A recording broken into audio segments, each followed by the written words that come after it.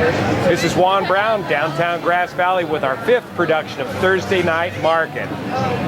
We'll provide you with the best television in the world. It's live, well, it's almost live, and you can be on TV if you just come on down and visit us at the booth at the corner of South Auburn and Main Street, right in front of City Hall, between 7 and 9 Thursday nights. We're going to be live pretty soon as we get it together. You just watch. Now let's go to our roving reporter, yours truly, and have a talk with one of our neighbors downtown. Hello, I'm Elisa Missler, reporting live downtown Grass Valley at the Thursday Night Market. We're here to meet your neighbor and learn a little bit about what's going on in Grass Valley. I'm here with Tanya Harold Figueroa, a fellow classmate of Nevada Union's class of '86. I understand, Tanya, we've got a reunion coming up. We absolutely do. It's our 3rd one. We had a 10-year, we had a 20-year, and now we're having a 25-year. Wonderful. And when is the reunion? The reunion falls on August 13th this year, which is the week of the fair. We did that on purpose to kind of bring in a crowd, although we've always had a very, very large, people who come to our reunion, so it's been great.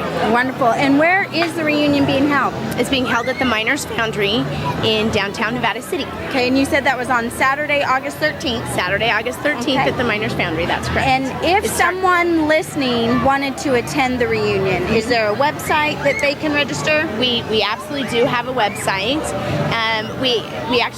We are a nonprofit organization, Nevada Union Class of 1986, and we do have a website. It's the same address, and you can go to that and pre-register, or you can actually register at the door. We would prefer that you pre-register, and we are welcoming other classmates from other years. So it's just, let's bring the community together and make this work. All right. Now, if I was a local business here in town, what should I do to really participate in the reunion and give back to the community? You know what? This is what's fantastic about us. Because we are a nonprofit organization, we do allow people to give gifts and or money which is obviously a tax write-off. And then we advertise for them, not only in our yearbooks that we make, but in our flyers and multiple venues and on our website. And so, it actually works to the benefit of everybody. It's a win-win, and it promotes local businesses here, which is obviously what we're after. And especially at Thursday Night Market with all of the local businesses. Absolutely. Now, as we have like a little segue of the local businesses, you are also a local business donating to the reunion, Independent Productions. Yes. So tell us about that. Correct. My fiance and I own a company called Independent Productions, formerly known as Bobby G Productions.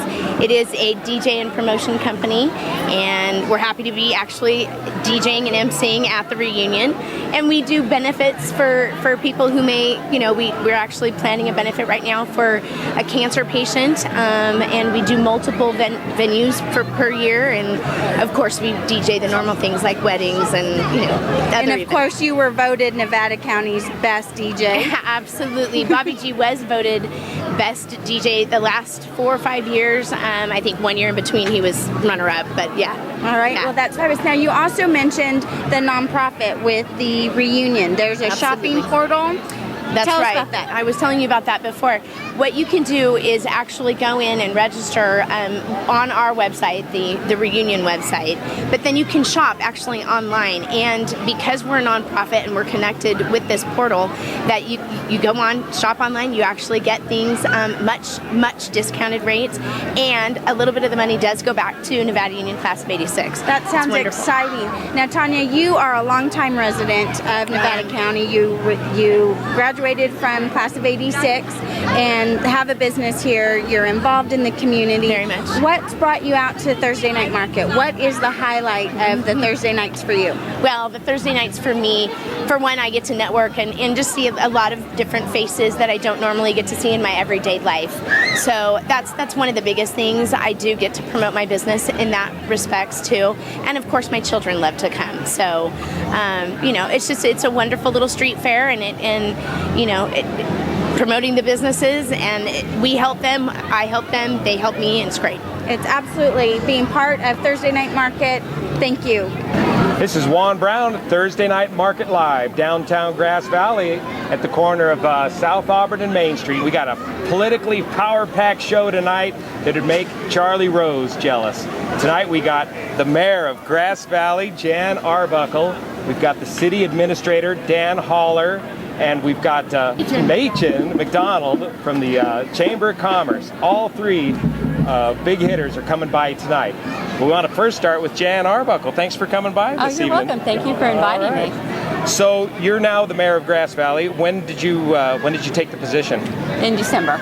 In December, and that's a two-year term. Yeah, so we're selected by the city council, and it's a 2-year term. And the city council picks you guys out, and you guys kind of take turns being mayor. But as a city council member, that's an elected position. Correct. As a city council member, we're elected by the people, and then once we're seated, then a vice mayor and a mayor are selected by the city council. We don't necessarily take turns because it does go every election cycle, so you don't necessarily have the same council members. Oh, right. So they all do a vote, and yes, they do. And yes, they see do. who gets to go next. Yes, they do. Well, what's happening in your office, and what's going on that's keeping you so busy these days? Oh my gosh, we've got so many things. I mean, we've got all these wonderful events happening in downtown Grass Valley with Thursday Night Market, which is amazing for the community to come out and kind of get that whole small town feel and see your neighbors and eat some food, to listen to some great music and eat ice cream. Gives you an excuse to do all that. Plus, all the local produce is here. It's just nice to have the little farmers market. So, now, as in the mayor's department, is a big part of your job to promote the event, or to help organize and get it all together? Actually, we don't do it. We just basically help with some of the funding, and we allow them to do it. It's mainly the Grass Valley Downtown Association. I want to make sure I get that right. Howard Levine's Howard baby. Levine, yes, he does. Boy, bless him. I mean, we're so lucky to have someone like him that is just so in love with this community. So this is his organization that puts this on and does it so successfully. Excellent. So we just bless him and say. And go in and make sure everything's on the up and up, everything's okay. And nobody's going to get sued here. Exactly. What could you tell us about Foothill Flowers recently won an award? Yes, it's quite exciting. It was they were awarded a certificate of recognition by the, I want to make sure I get it right, California Heritage Council, which is just an amazing honor for a small community, and the Johnson family have done just amazing things to preserve that building. But plus, in addition to that, Mark Johnson was the mayor twice of Grass Valley. So not only do they preserve this amazing historic building, they also are great participants and partners in the community. And the award is for the building itself, for the preservation of the building? The preservation of the building, yes. You don't happen to remember what that building used to be, or its historical significance? I don't remember either. I don't. I mean, I wish I did, but I'm not a long-term Grass Valley resident. I only moved up here in 2003, so a lot of this stuff I'm learning. I'm constantly learning. Well, I've only been here 40 years, and I still don't know the answer to that one either, but they have done a beautiful job with the interior of that building. It is amazing. They restored the staircase, I guess used to be there, and I guess they had a fire, and that's when they discovered the beautiful brick. Right. So they brought that out. They brought that old wood floor out. Yeah. Have you seen? Of course, you've seen it at Christmas time. What they do with it? That's something. When I first moved up here, that was the first Christmas I went in there, and I was just, this is old town, Christmas. Like that small town. Yes, it was wonderful. The wonderful life town. Yes, there you go. That's what it is. Tell us a little about the marketing plan, the Grass Valley Proactive Marketing Plan. What we're doing, we've contracted with a corporation, a company that has worked with the Grass Valley community and business leaders and the Grass Valley Council to try and see how we can market Grass Valley. And it's been an interesting road to get to where we are today, because never before have we really had all these players at the table and willing to compromise and agree. And we all compromise and agree on what the branding logo is going to be. The website, the company is here now and taking pictures of like Thursday Night Market, all the different events that are happening. They'll be here for the fair to take pictures of our fair, put up on the website. I've seen a preview of it. Pretty amazing. And where will we see the final product? Just online, or is it? It'll be online, and hopefully it will be, able to incorporate it and bring more people here. But the online is. And is it going to be its own website, or is it going to be through Grass Valley City websites? Or? No, well, actually, that's in the process of being worked out. Right now it's gograssvalley.com, and we hope to link it to the city website and to the county, because the county is doing a marketing thing as well. Might as well put it all together. And so we're hoping to link off of everything, because when people come to Grass Valley, they say, oh, what else is there? If they go to Nevada County, they go, oh, what else is there? And same thing with Nevada City. So we want to be able to do it because we're all so closely related that we really need to sell. It has to work together and Nevada County. Share those resources, because it probably costs a little bit to do all this stuff. It costs quite a bit, yeah, it does. And I mean, we've been really fortunate. Our city administrator, Dan Holler, knew this man, and we worked out something where we kind of coincided with Chip's when he was doing other things, so we kept our costs way down. The expenses down? Good. Yeah. Always looking at ways to do that with our limited budget. Yeah. I see Memorial Park is on your list here. It was in the news recently. Again, some more vandalism recently occurred at Memorial Park. Right, and in fact, it was on one of the local Sacramento stations today, where there was vandalism on the World War II. World War I. Thank you. Memorial. And so what the city is doing is we're working with the American Legion to install surveillance cameras. So hopefully we can, at least if they do it, we can actually find out who's doing it, because nobody likes to see vandalism, especially not on our war memorials. I mean, these people sacrifice their lives so that we can be sitting here today. And these people, and they're usually young kids that don't really understand the whole ramifications of what they're doing, unfortunately. So, Hospitality House, they're getting relocated. We're real excited, and they're very excited. It was approved last night by the Planning Commission unanimously to go ahead with their move over off of Sutton Way. So where are they presently here in town? They're presently here in town next to the Methodist Church. And so it's a very small facility, and they have to... Is that getting sold? Is that facility being sold? Or? It's not being sold, but they've actually outgrown it. Okay. So because right now it's a very nomadic shelter, and they get on a bus and they go to different churches and spend the night. Here they're going to be able to have beds where people can actually stay in...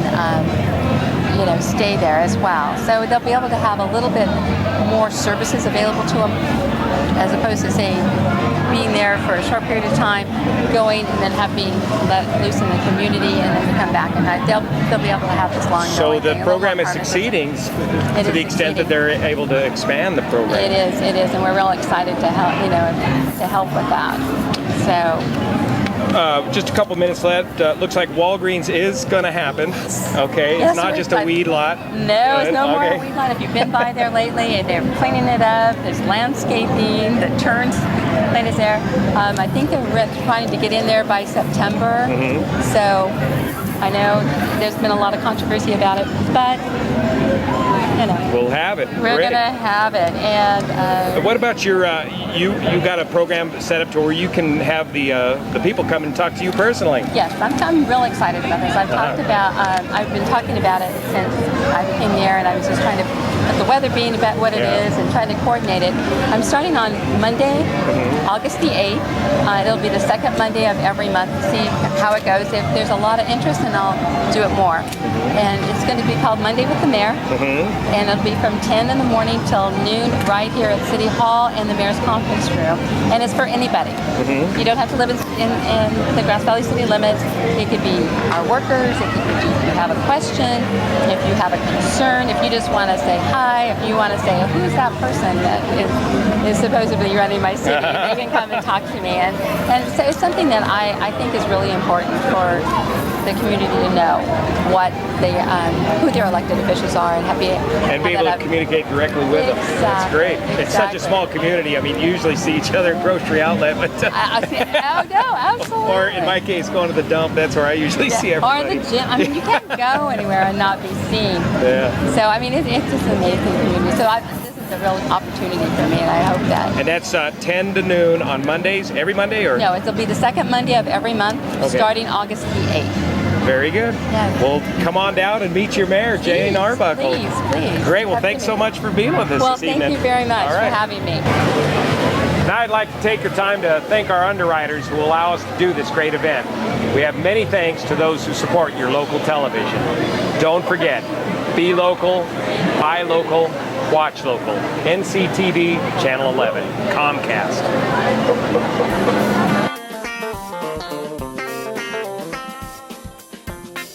Soundcheck Music Center, the rock and roll connection. We have guitars, amps, drum equipment, sound accessories, lessons, and repairs. We are located at 671 Maltman Drive, Grass Valley. 530-272-7236, open 7 days a week. Is it amazing? Can't speak, huh? Amazing?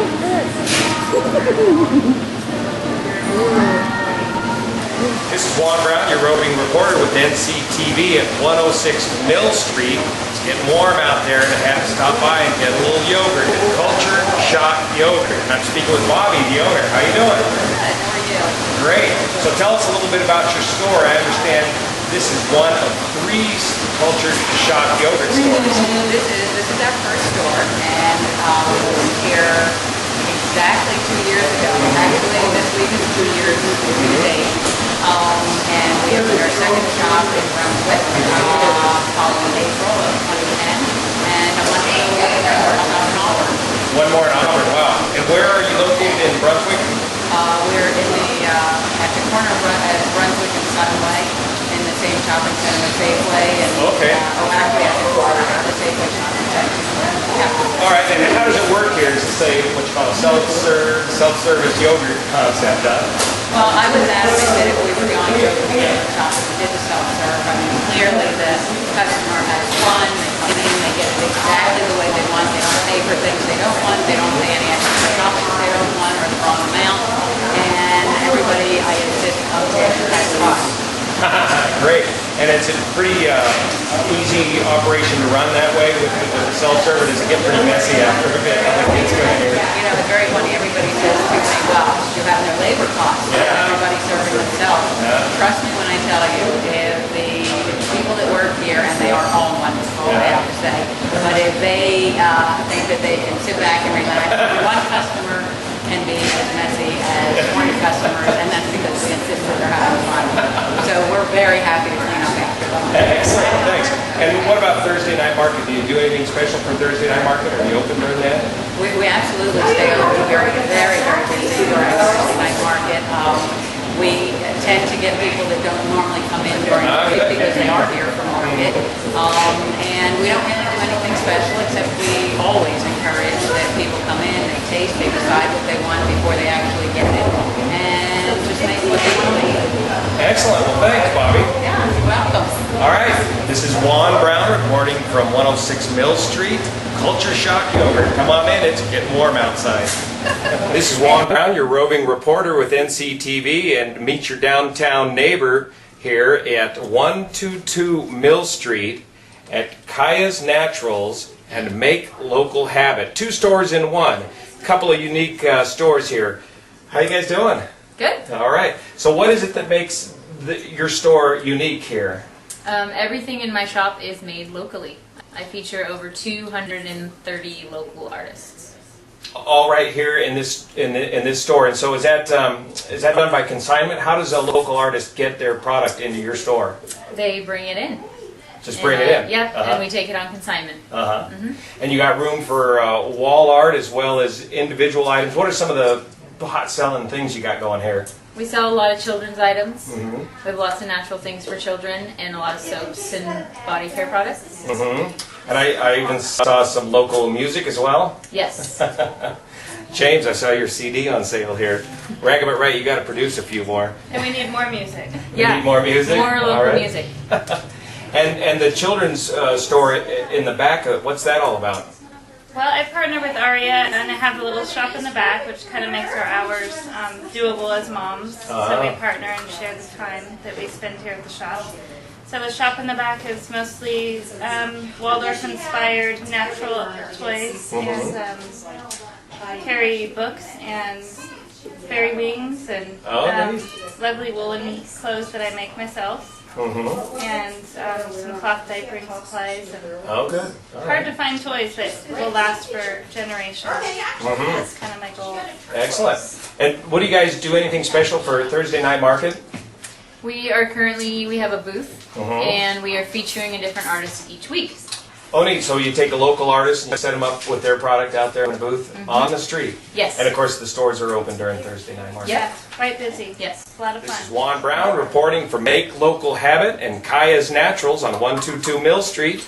Back to you guys on the corner of South Auburn and Main. Well, this is Juan Brown back live at, almost live Thursday night market at the corner of South Auburn and Main Street, continuing the political powerhouse we got going tonight. We're going to get some questions answered now from Dan Haller, City Administrator. Dan, thanks for coming on down. It's my pleasure. Now, you've been in the news lately regarding, I want to try and get an explanation of these RDAs, redevelopment agencies.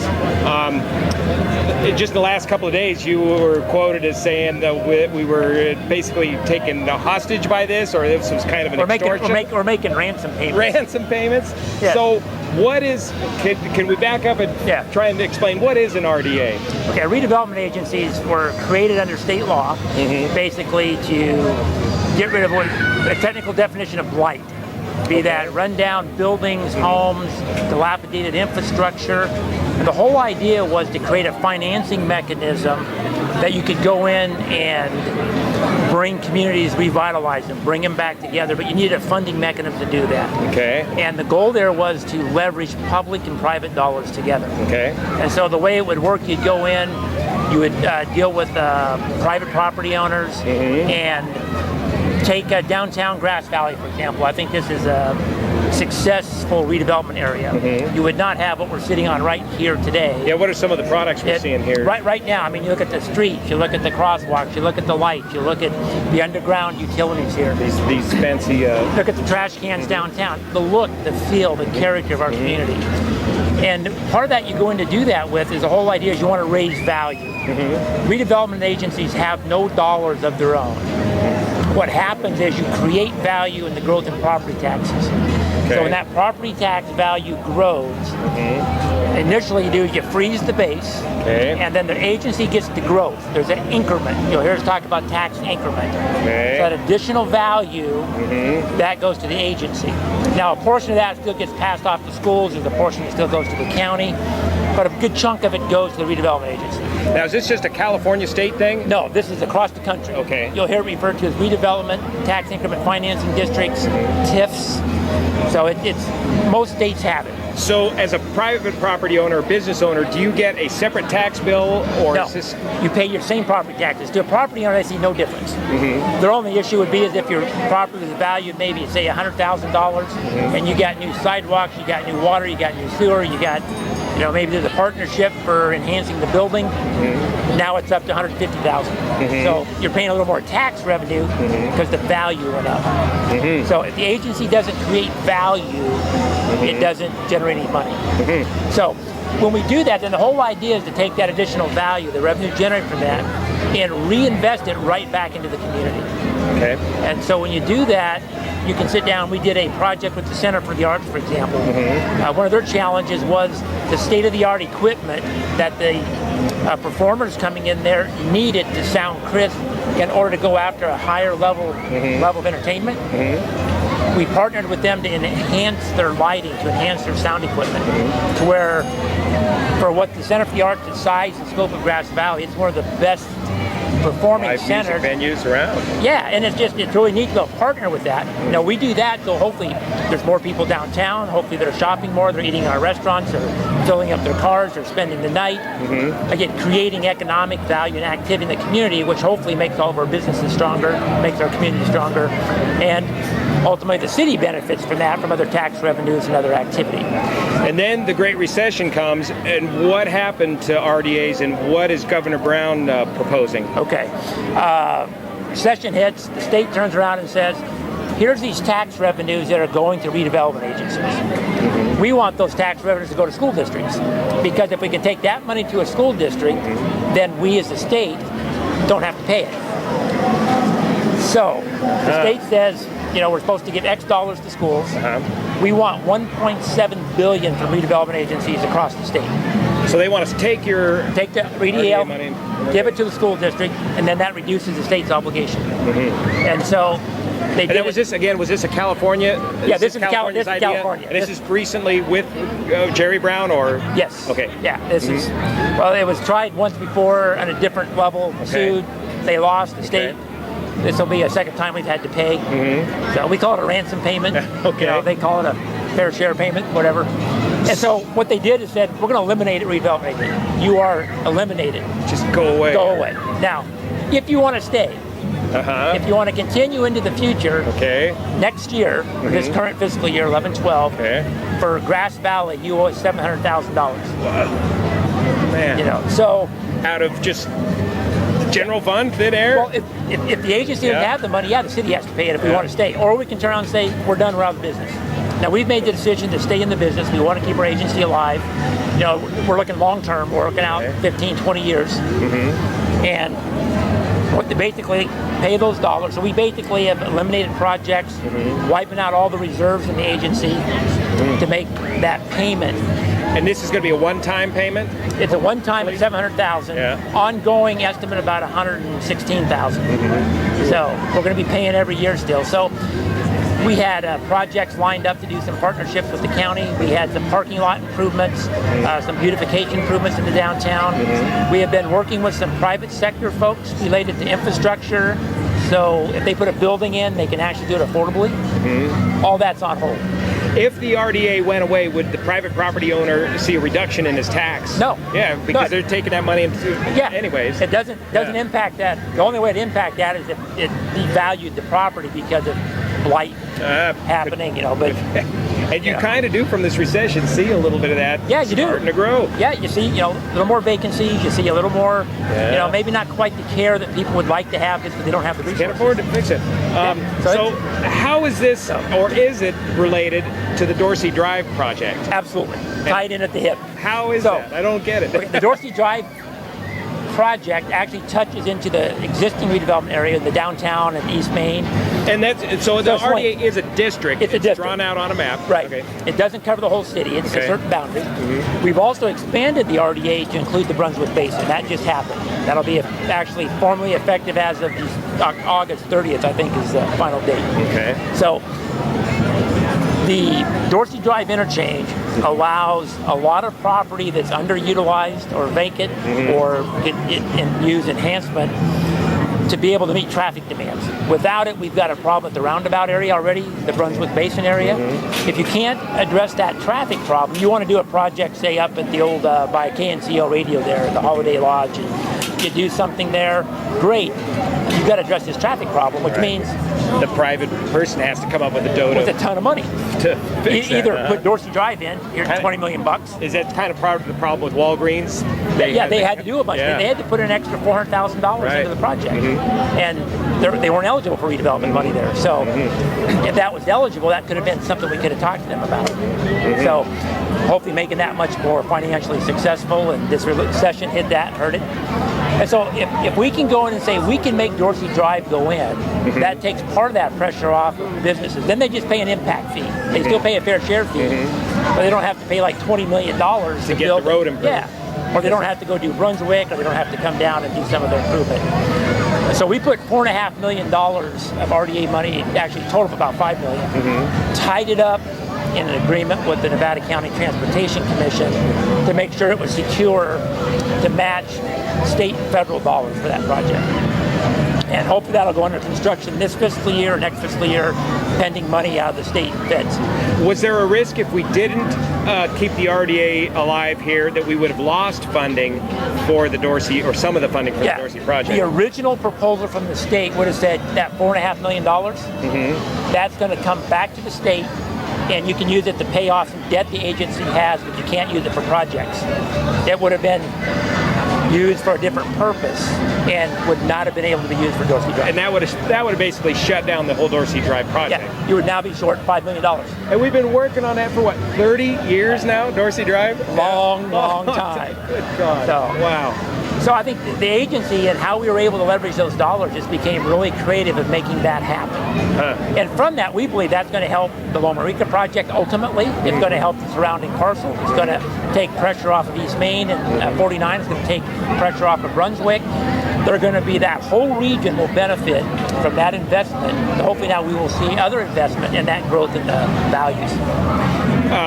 Physically, how do you get from the freeway up to Dorsey Drive? I haven't seen the plans. Is it going to be a tall spiral up? No, actually, it'll be a diamond interchange there for the roadways and stuff. So yeah, it'll actually be at grade diamond interchange that comes through there. Very good. So it'll work. Yeah.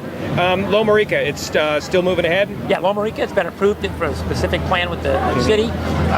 Individual plans will come back in with each phase. It's now in the hands of the developer of how fast they want to move forward. And with the current economy, it'd probably still be a long way. They're out of ways. I think you'll see a little bit of movement there. They're still going to want to get planning done. They want to be ready to go. You know, when the economy is ready. You know, you don't want to say the economy is ready now. They got another year and a half to get something done. So they want it. It's a timing challenge for them. And all the talk about the Idaho-Maryland mine, that's still probably light years away, you think? That's got to get through an EIR process still, and then the whole development plan, et cetera. So it's going through its process, the procedures. You know, it goes through that administrative hearing process. It'll come to the city ultimately, and then we'll see. But it's out there, ways. So with the shrinking budget this year, how has that impacted? Looks like we gotta go. 10 seconds. It's impacted a lot of stuff. So come down and spend some money at the at the Thursday night market. But you haven't had to lay anybody off this year. You mentioned earlier. We haven't done layoffs. We've had attrition. We've had people retiring, and we're not filling those positions. So we will be down bodies. But it's been tough. That's so much to talk about. Hardly enough time in 11 minutes to cover it all. That's an excellent explanation, too, of RDAs and some of the issues facing the city of Grass Valley and all the communities across the country as we deal with the Great Recession. Thanks. My pleasure. Great to be here. See you here, Dan. All right. Take care. We want to thank Dan Holler and all our political powerhouse, roundhouse bunch of guests this evening. Now it's time to go check out the band Chameleon, a great Santana cover band at the main stage. We are really enjoying our time here. This is just a great event, and you know, it's nice that we live in a town that supports live music so much, and it's really important. We're all Nevada Cowboys up here, and we want to entertain you, so have some fun here tonight.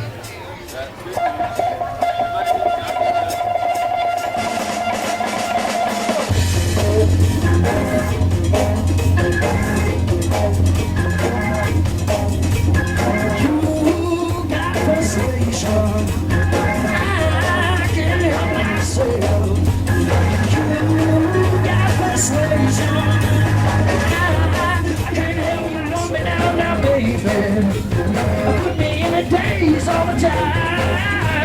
Look what you got for me, baby. Like a devil in disguise. Something about you, baby. You're one kind.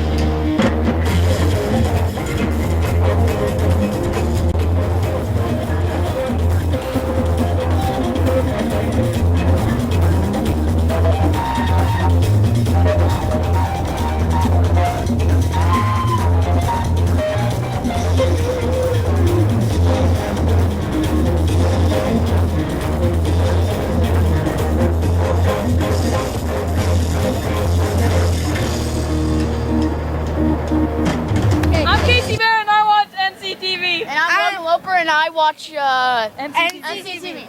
I'm Violet and I watch NCTV. I'm Brittany Cervantes and I watch NCTV. And I'm a baller. And I'm a beast. Yeah. We're awesome. This is Juan Brown. We're back at Thursday Night Market at the corner of South Auburn and Main Street with our third guest this evening, Machen McDonald, chairman of the Grass Valley Chamber of Commerce. Thanks for coming out, Machen. Thanks, Juan. Thanks for having us. So, what's the chairman's position? What's your role and responsibilities for the Grass Valley Chamber of Commerce?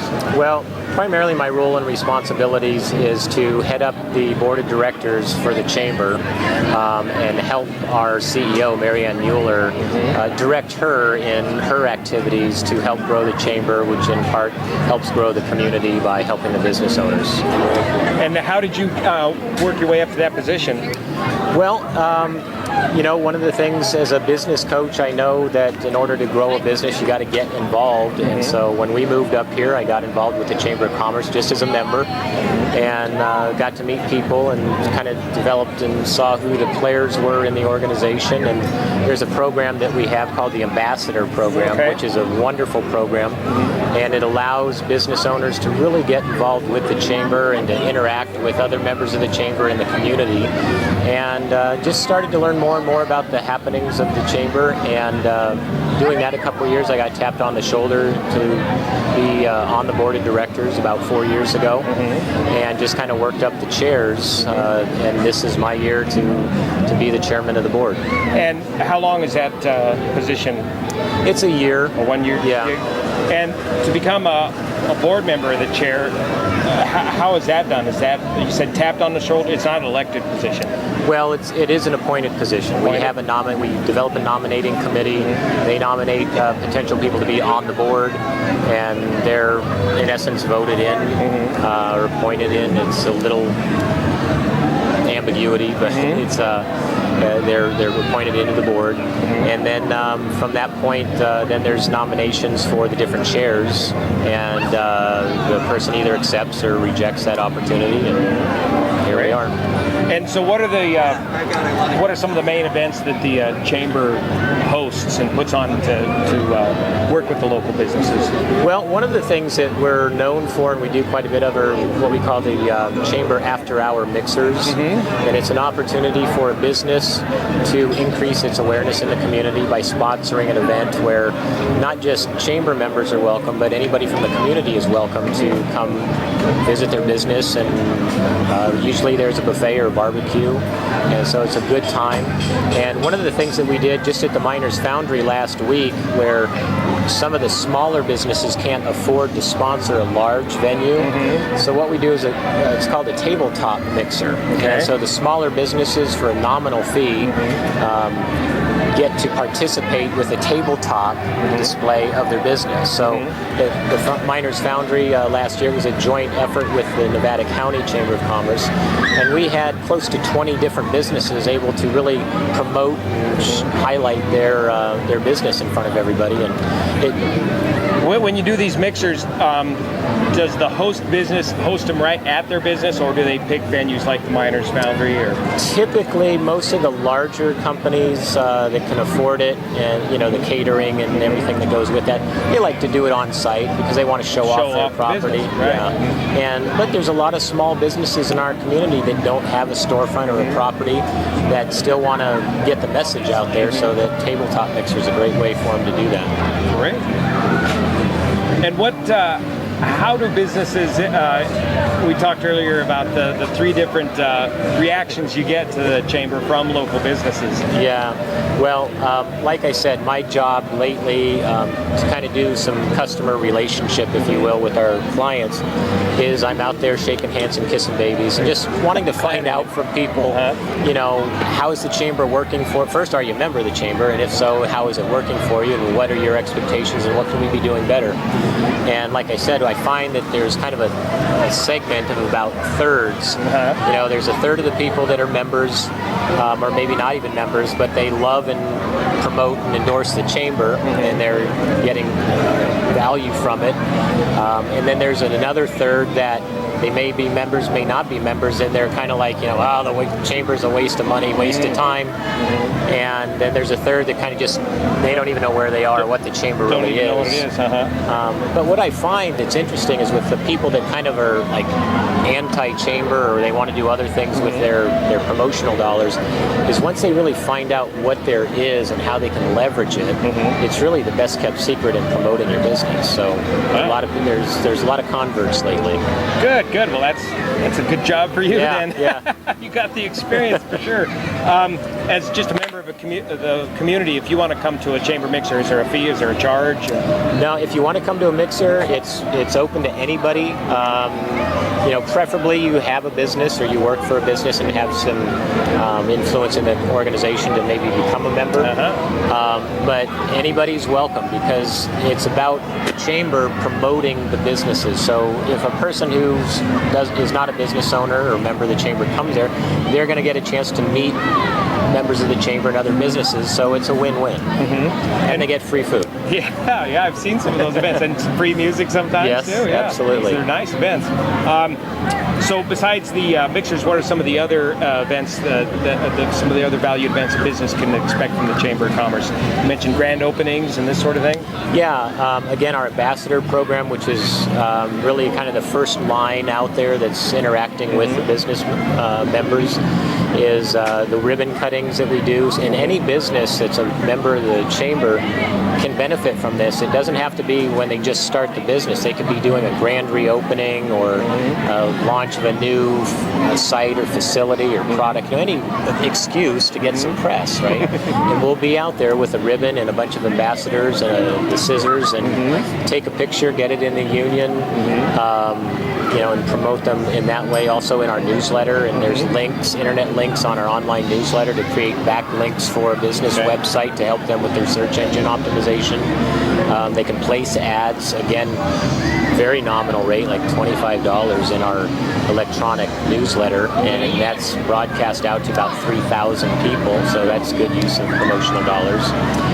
And Jan Arbuckle discussed earlier about creating a video or some media to put out there online to promote the area in general. Do you guys work with the city on that particular project, or how do you guys interface on something like that? Yeah, I believe Mary Ann has been in on some of those meetings and has directed some input. But I think that's a project that the city's really involved in, and they're pulling people in as they need it. They're doing a great job. And you get a lot of different agencies in here trying to get the same message out.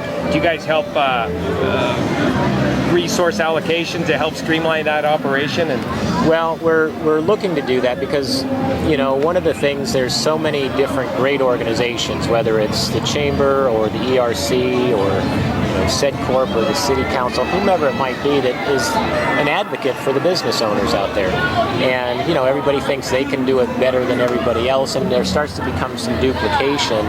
And unfortunately, the business members out there are the ones that kind of suffer because it gets diluted a bit. So recently, Lisa Swarthout in the city has kind of pulled together the different organizations and created a bit of a matrix so that every organization is really leveraging their strengths and working more together in a united front, more alignment to help the business owners. Good. Yeah, it's always a challenge to get the word out of the local area here and get the people up here. Thanks to your organization and what you do, that's we really try. helpful. With our tin cup and string, we're struggling along here. And again, another all-volunteer organization, and the volunteerism in this community is just phenomenal. It really is. That's one of the ways we really benefit. Is a lot of our members, they take time away from their business to help the chamber, help other businesses. And whether it's the fair or whatever it might be, there's always people that are stepping up to the plate. So we have a fairly active board, which is nice too. Speaking of the fair, you guys going to have a booth out there? Yeah, absolutely. Oh, great. Yeah, that's an annual tradition, I'm sure, amongst all of you. Yeah. Come on out there. Come by and visit us. So tell us about this promotion you're running right now for businesses to join the chamber.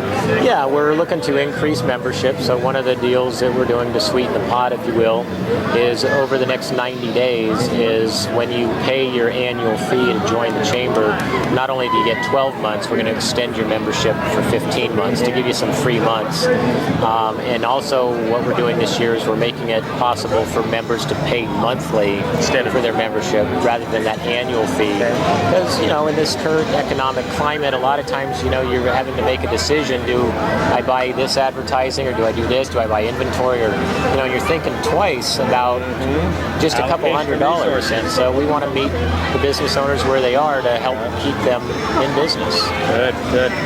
Excellent. Well, thanks so much for your time this evening, Machen. Thanks, Juan. Explaining what happens at the Grass Valley Chamber of Commerce. Well, looks like Melissa Missler has something going on camera 3 in the live booth. Miss Northern California. Let's see what she's got. Hello, this is Melissa Missler, and we're here in downtown Grass Valley at the Thursday night market. And tonight we're actually here with a lovely family that's checking out Thursday night market. Ariel, love it. Ariel King Lovett, is that correct? Yes. Say your name again for the camera. Ariel King Lovett is my name, and this is Zephyr, my son, and Lyndon, my daughter. And Ariel, you are very involved in the community. Tell us a little bit about what you're doing with CORE. So yeah, we've got a few things going on. I am development director for CORE, which is a nonprofit focused on substance abuse treatment and related behavioral health issues. And we've got a great golf tournament coming up on August 21st, just to plug that real quick. But yeah, so I'm also with the Coalition for a Drug-Free Nevada County, and you might not be able to hear on the TV, but there's some awesome hip-hop tunes bumping down the street. And the NEO, the youth sector of the Coalition, has some incredible hip-hop artists here from Auburn, and they're performing, so that was really fun to go check out. That was a highlight, as well as some Billy Blue Bread up at the Owl tonight. Good stuff, sitting on the street, people watching and enjoying that with some iced tea. Wonderful. So, now, yeah. how long have you been in Nevada County? I went to Nevada Union and graduated, and then was gone for a long time, and then came back when my husband and I, he's not here tonight, but he would be. We wanted to have our kids here. It's a great place to raise kids. These guys go to Grass Valley Charter, which is an incredible school in the Grass Valley School District, and so we moved back in '02. So gosh, about 9 years, I guess. And are you also volunteering with the food bank? Yeah, quick on the food bank. Yes, thank you. I'm on the board of directors for the food bank, and we have an incredible run coming up August 27th in Nevada City. Google it, check it out. It'll be a ton of fun. All right, good night, and thank you.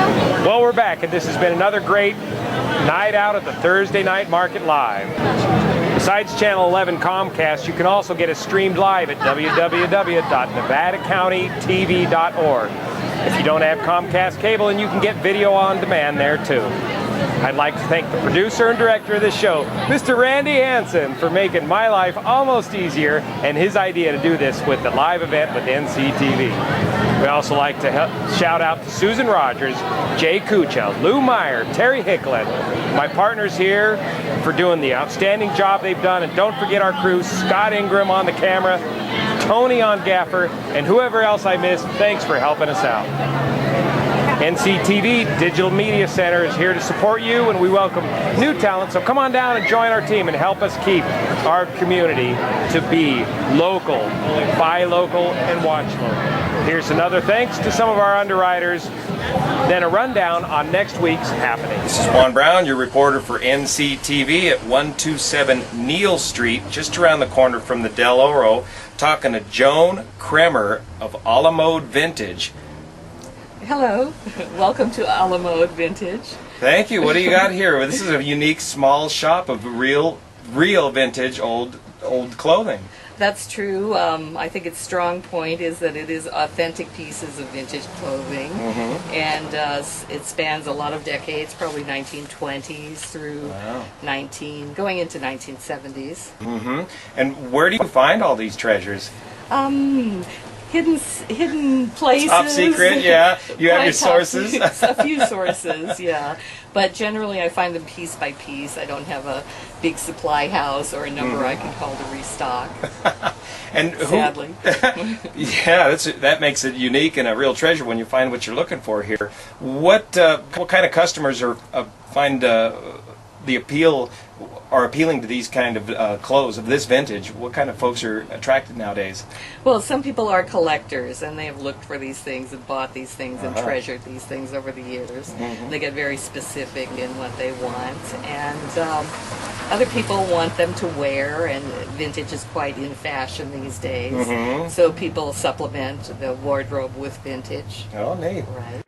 What do we got? 1970s airplane shirt. Is that like a silk shirt? It's a polyester. It's a modern Oh, of material. course, 1970s. You can't leave home without your polyester shirt. And the designs are repeated on the cuffs. Oh, yeah. Are some of the kids getting into this nowadays? Yeah, the kids appreciate the things even though they might not know what some of the older clothes are, as we do, or as I do. And you call this now Retro Alley. You've got a little district going on here now. How did that come about, and what's going on with that? Well, recently a district has sort of formed itself. This is in the last month. I have a neighbor who's been in business for a year. Her business is Junk in the Trunk, and she's my neighbor, next door neighbor where I'm standing on my left. And so we two have been here.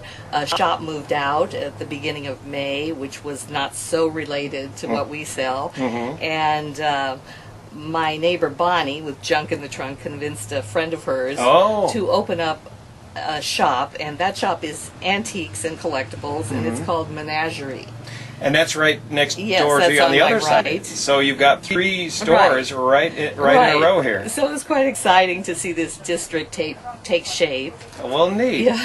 And I understand you live in downtown Grass Valley without a car. Oh, yeah, that's I guess an accomplishment. Yeah. Right. And I do live downtown, so I walk as much as possible, as many places. Also take the Gold Country stage. Oh, good. The stage works. Good.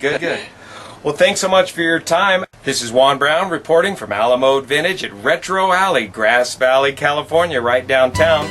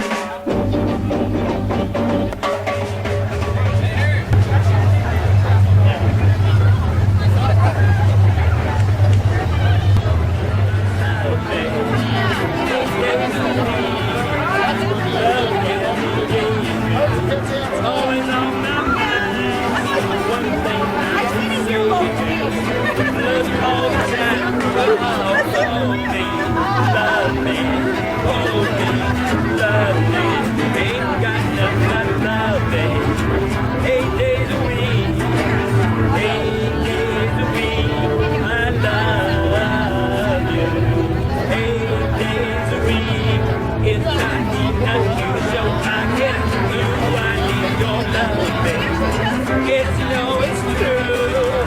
Hope you keep my love, baby. But I need you. Oh, love me, love me.